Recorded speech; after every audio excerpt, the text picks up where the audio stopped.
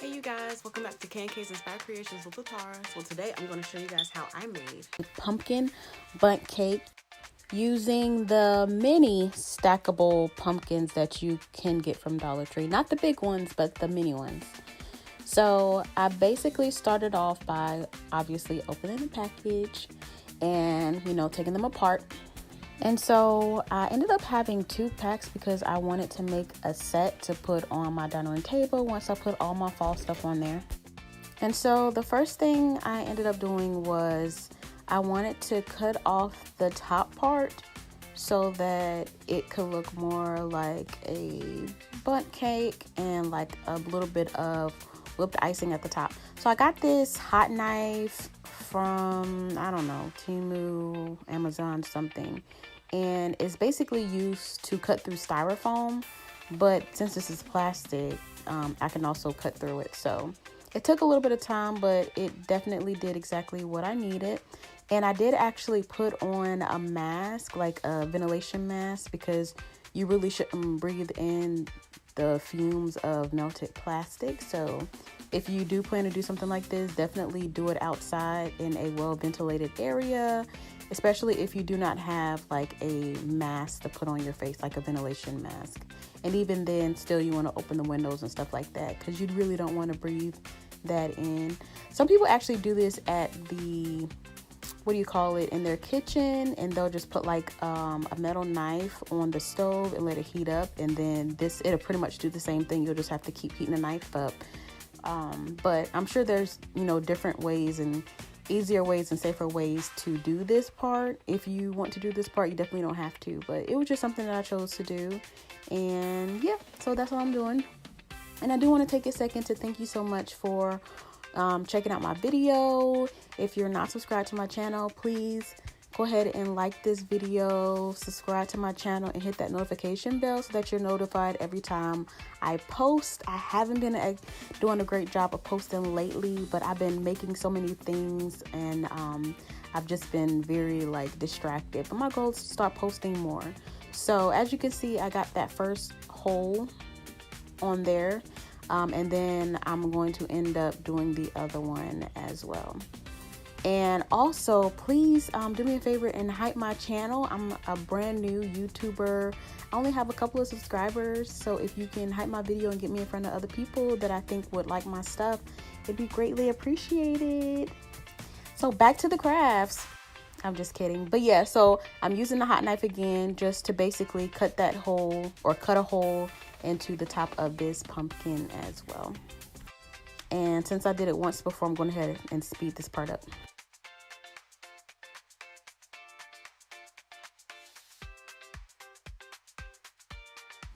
And now I'm just going to turn it off because it gets really hot, and I'm using a wet wipe or a baby wipe to kind of just try to wipe it down because it has that plastic on it.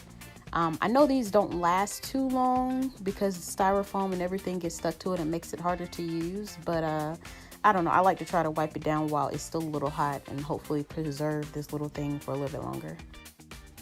So the next thing I was going to do is go ahead and paint my pumpkins. I definitely wasn't going to leave it this plastic orange color. And so I get a lot of my paint either from Walmart, the Apple Barrel brand, which is going to be the orange. I think it's literally just called pumpkin orange from Apple Barrel. You can get it from Walmart. And the brown I'm using is literally just an acrylic brown paint that you can get from Dollar Tree because I actually really like Dollar Tree's paint as well. So I usually will do something between Dollar Tree's paint acrylics as well as Walmart's from Apple Barrel. And so I'm just going to add some brown paint into this little container so that I can mix the colors together. And then I'm going to add some of that pumpkin orange. And I'm just going to continue to add either the brown or the orange to the mixture until I get the color that I'm looking for.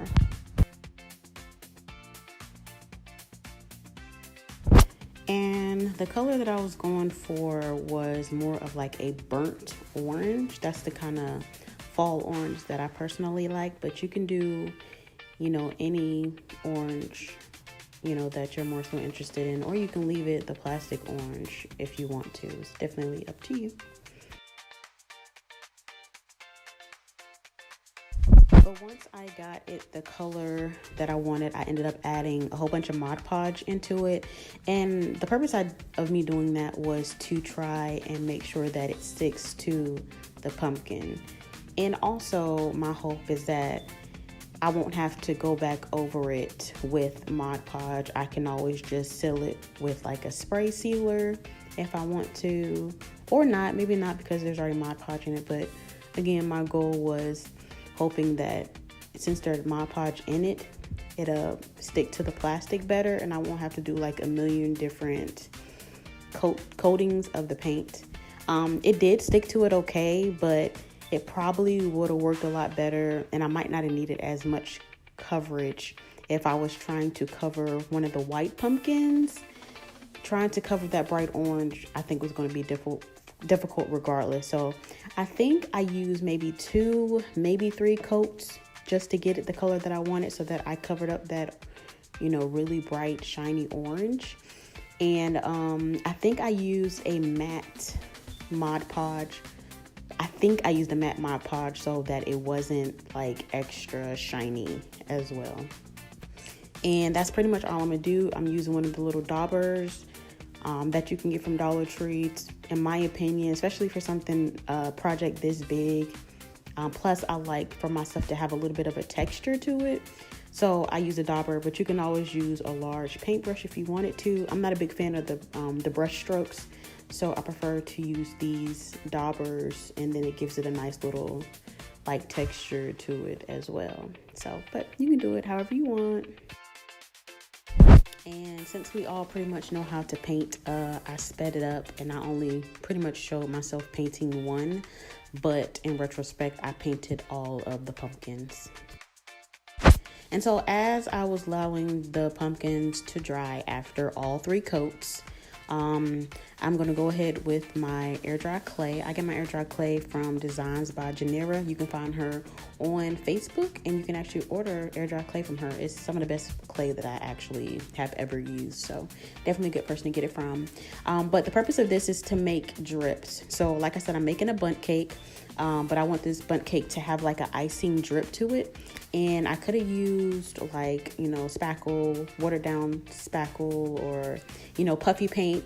But I just wanted to use clay. I wanted to have clay as well as spackle on this particular project. I like to use both, and I like to use different types of textures. So that's what I did. But you can take some spackle and put it in like a container, and then take like some Mod Podge and then just water it down, and you can use that as your drip, or you can literally just go to the store and get some puffy paint or fabric paint and do the exact same thing. So like I said, I'm going to be using some foam clay, and all I'm doing right now is just warming the clay up by playing with it a little bit, and that just helps it so that once I get it cut out and put onto my project, when you do that, it usually helps it from cracking later on when it starts to dry. So you definitely want to do that anytime you start using foam clay. And now I'm just kind of spreading it out using a roller. I only use this for air dry clay or any type of clay, but I don't use this in the kitchen anymore. And it's actually a really nice one. I think it's like aluminum or something. It's my grandma. She doesn't bake anymore, so she didn't need it, and she allowed me to have it for my fake bake since I'm not an actual baker. She said I could use it for my fake bakes, and I do, and I love it. But yeah, so now I'm just kind of rolling it out, trying to make it big enough so that it fits, so that the cookie cutter or clay cutter, or what do you want to call it, is big enough, is wide enough for what I want to use it for. And it is big enough, so I am going to go ahead and push it down. I like to pull the clay from around the cookie cutter and then pull up the clay. For me, that's the easiest way for me to do this, instead of pulling the whole thing up and however other people do it. This is the easiest way for me. And so one of the ways that I pretty much get the clay to come off of the cookie cutter is by using clay, and that probably sounds funny, but I mean, there's other ways you can do it. You can use like baby oil, put baby oil on your cookie cutter before using it. Some people will do like soapy water. They'll dip the cookie cutter in soapy water before putting it on the air dry clay. Some people use flour. I sometimes will use the baby oil if it's like a really small cutter or cookie cutter or whatever you call it. But for the big one, I usually just use clay to pull it away from the cookie cutter. And no, it's not perfect. It didn't come out perfectly, but it is icing. So because it is supposed to be icing, and there's nothing perfect about icing or drip or how it, drips down, I figured that was perfectly fine. And so the next thing I did is I just wanted to make sure that it was big enough for this bottom pumpkin. And to me, it just wasn't as long as I wanted it to be, and it was still kind of thick. So I'm basically going to just take my rolling pin and try to smooth it, or push it out a little bit more, which it did. It did make the drips a little bit longer, so that when it was on the bigger pumpkin, it went further down on the bigger pumpkin. The second one and the third one, I didn't need to do that because they're much smaller and the drip was perfect for those. But for this one, I just wanted it a little bit, longer, if that makes sense. And so the next thing I did was I found a round cookie cutter that was a little bit bigger than the rim of the pumpkin part that you snap it together with. And I'm going to put a hole in, and this is just me making sure that it's, exactly how I want it. But I'm just going to put a hole in the middle of the icing, because if I don't do that, then it will either not, click to the other pumpkins, or to make it more difficult to do it. But yeah.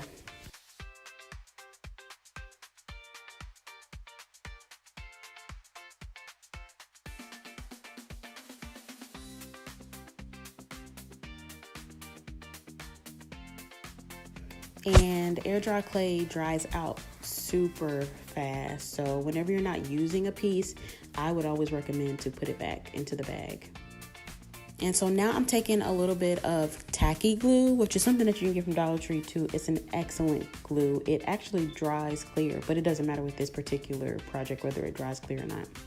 But it does dry clear. And so I'm taking some of this tacky glue, putting it on the inside of my cutout, and then I'm going to adhere it to the pumpkin. The air dry clay is still, pretty moist because I just took it out of the packaging, but I prefer to use something just to make sure that it adheres, long term, if that makes sense. And now I'm just going to put it on there. For me, it seemed like it was easier to, instead of trying to pick it up, the icing while it's wet, and put it on top, it made more sense. It was a lot easier just to take the pumpkin and try to put it where the hole is. It was just easier that way for me personally.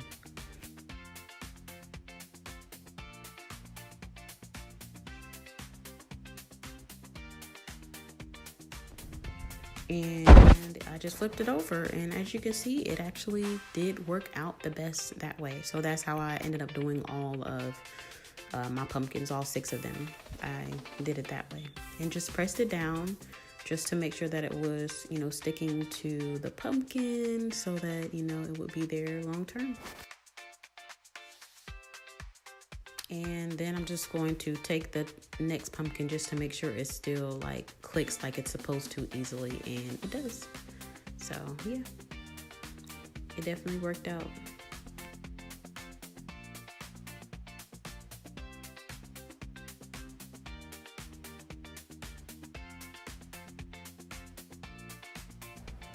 And so I'm about to do pretty much the same thing with the rest of the pumpkins, just cutting out a drip and adhering it to it. So since I already did it once, I'm going to just speed this part up.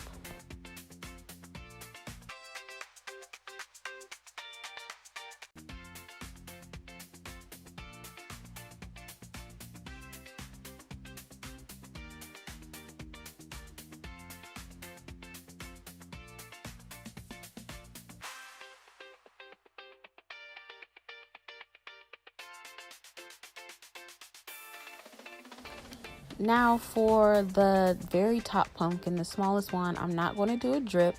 I'm going to take some of the air dry clay, use one of the circular cookie cutters, cut it off in a circle, and just cover the top hole because I wanted it to be flat, because that's where I'm planning to put my spackle.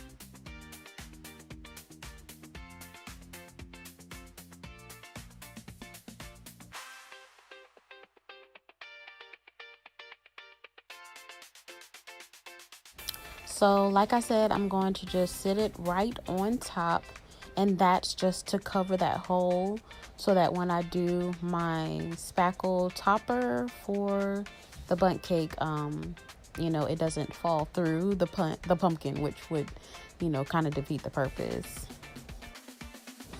And so before actually doing the spackle on top, I decided that I wanted to put nuts on the icing, the drip icing, or, you know, that I use with the, oh my god, I can't talk today, the air dry clay. So I took some more of that glue that you can get from Dollar Tree. I'm going to kind of spread it down with a paintbrush, and then I'm going to just kind of drizzle my fake nuts onto the icing or the drip. And the nuts, the fake nuts are just Cape Cod. It's like a hamster bedding. So like you can go to, like, I think I found mine on Amazon. And it looks just like, you know, cut up or crunched up, or however you would call it, chopped up peanuts. So yeah, so that's what I'm doing now. I took some of that glue that I got from Dollar Tree, putting it on there, spreading it out. And then I'm going to sprinkle it on there, and it just makes it look so much better. It was kind of plain and boring without it, but it came out really nice. The end result actually came out really, really nice. And I was only doing a small amount at a time because I wasn't sure if this type of glue, you know, dries fast, because a lot of times I'll use something called silicone glue, and that silicone glue does actually dry really fast. So I'll do like half of a project and then, you know, do the rest of it. I won't do it all at once, but by the time I was on my second pumpkin, I just put the glue on all of the icing, and then it was still wet when it was time for me to go ahead and add the fake nuts. So you can definitely do it that way. It's a lot less time consuming.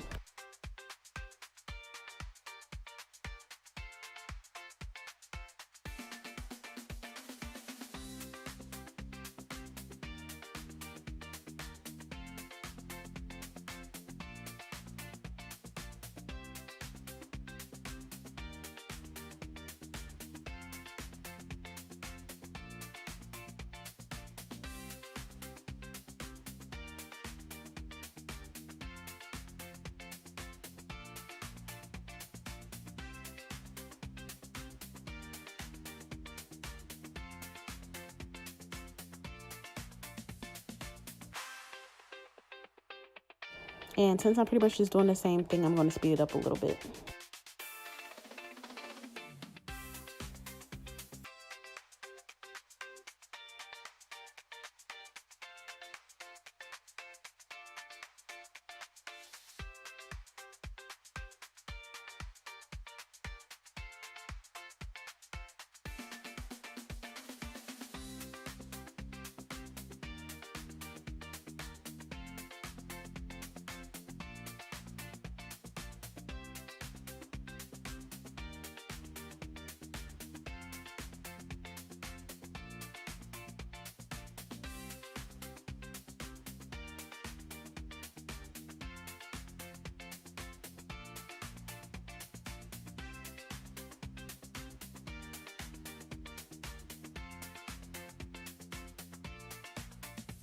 And I'm definitely glad that I did that. I feel like it just added something to it. I feel like it elevated this project by adding the little nuts to the bundt cake, the pumpkin bundt cake. And so now I'm going to go ahead and do my top icing whip topper. I'm going to be using Spackle for this part. I like, for my whipped cream, I like to use, this is DAP, and it's lightweight DAP Spackle white. This one I like because it has the perfect texture for whipped cream, and it's white and it stays white, which is very important. And so I'm also using a piping tip. You can use whatever kind you want. There's one that I like. I think it's like 3D. That's like one of my favorite ones. And you want to get a piping bag. You can literally get piping bags. You can, if you're lucky, you can find Spackle. It's not going to be this Spackle. The Spackle that you can potentially find at Dollar Tree is a little bit drier than this one. So you want to definitely put some white paint in there to make the texture more like whipped icing, like whipped cream. But then also it's kind of a grayish color. So the white will also, it'll do two things: make it white and like soften up the Spackle. If you're just doing like a small project, and you can get piping tips and piping bags from Dollar Tree or, you know, any store, honestly. And so I'm just basically using a old Spackle, like old bag that I've used many times. For Spackle, you can actually reuse the same bag over and over again. It actually works. I wouldn't try that with silicone caulk. I use silicone caulk for certain projects too, but I wouldn't reuse the same bag. It doesn't work the same way. And to make it easier, I like to use like a cup. Pull the cup over, not pull the cup, but like pull the plastic piping bag over the cup, and that makes it easier to scoop the Spackle into the piping bag. There's other ways to do it, but that's just how I do it. And this container that I actually got from the Dollar Tree, I put it in the dishwasher, and the dishwasher kind of messed it up. So now I use it for my, you know, projects, especially when I'm using Spackle, since I can't drink out of it anymore. So I'm just stirring it up because it's been sitting for a while, and you definitely want to do that. Otherwise, I don't know, it just makes it weird. It's better to pretty much condition and warm up anything you're about to use before you use it, if that makes sense. It just helps it out. And I'm just going to get as much in there as I possibly can. I don't need that much Spackle, like a ton of Spackle for this particular project, but I'm the type of person where I don't like having to stop and have to refill the bag if possible. So I'm going to try to put as much in that bag as I possibly can the first time.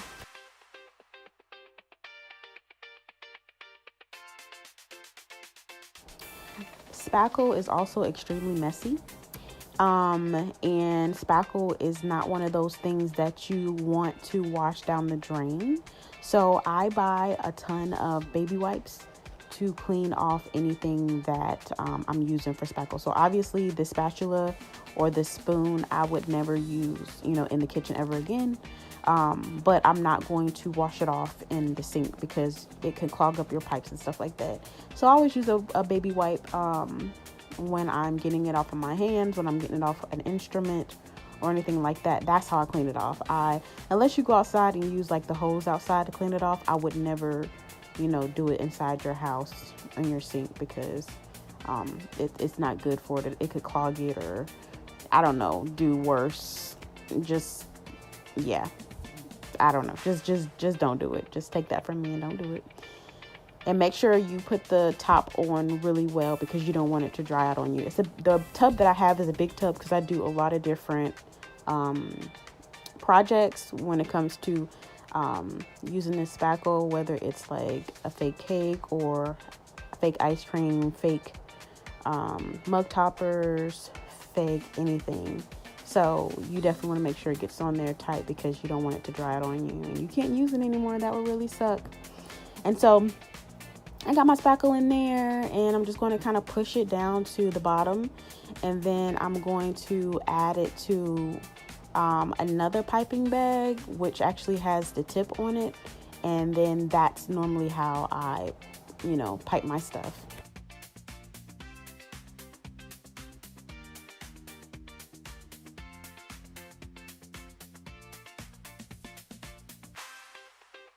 And since this is an older piping bag and piping tip, I always just try it on a paper towel beforehand just to make sure that it didn't dry out. I always keep it inside of another piping bag, and then I twist it up real good so no air gets in there. And that really honestly keeps it good for, a long time, weeks, months, all that good stuff. And so now I'm just going to go ahead and pipe. And piping is actually really easy. It's fun. It's satisfying. But what I do is I just kind of start from the outer edge and work my way in. And since I want it to kind of go up a little bit, you could also basically use like half of a styrofoam ball. But I ended up just putting spackle in the middle. And then I went around the outer edge and then came back in on top of the spackle that I put in the middle. And that way the spackle doesn't collapse on itself. And that's pretty much it. It came out nice. It looks so good. And I'm going to go ahead and add some more nuts to this as well, the top part of this as well, to kind of finish it off. But yeah, it came out really nice. I did a really good job.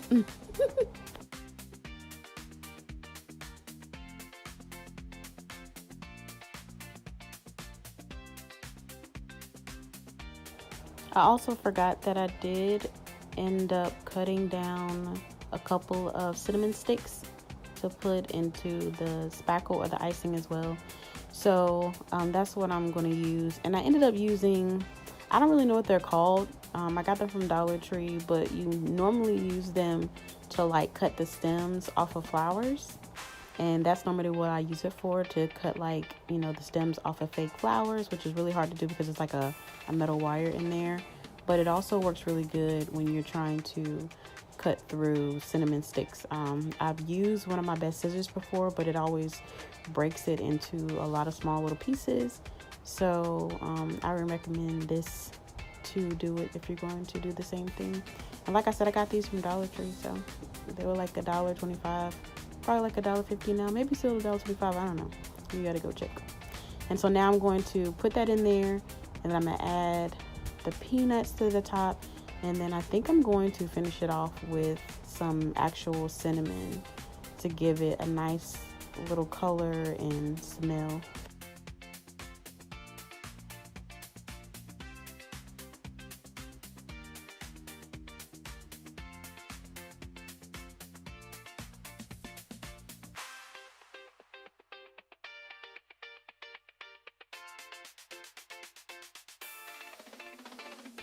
And sorry about that. I didn't mean to cover the camera. I was just trying to get it to where the nuts didn't go all over the place. But yeah. And then I normally take some tweezers and push all of the individual peanuts into the spackle. A lot of times it will stick, but I just do this just to make sure. Like I do that with sprinkles as well, just to make sure that they don't fall off at a later time. And I don't think you have to do that part. It probably will stick to the spackle since it's wet, but that's just something that I do.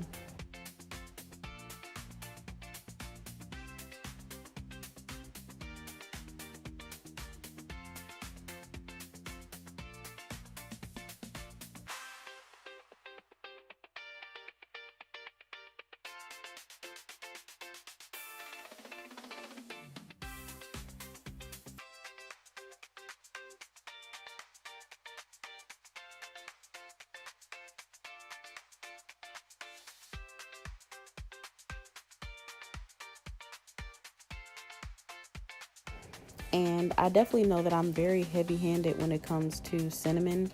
I'm the same way with glitter as well. I like a lot of cinnamon and I like a lot of glitter.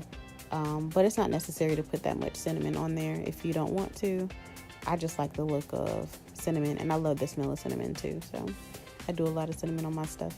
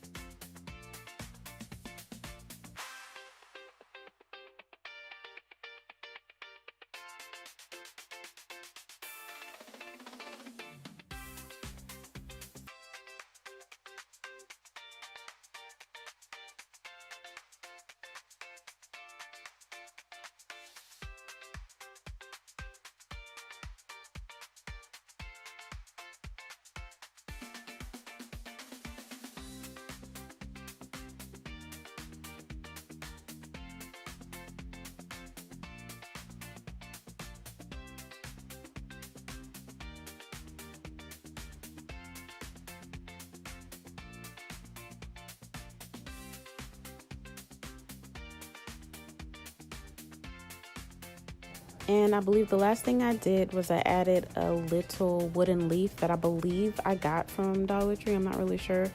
And I just added it to the very top as an extra little accent. I didn't feel like it needed anything else except for that. And this is the final result. I hope you like it. Don't forget to like, subscribe, and hype this video. Thanks for watching.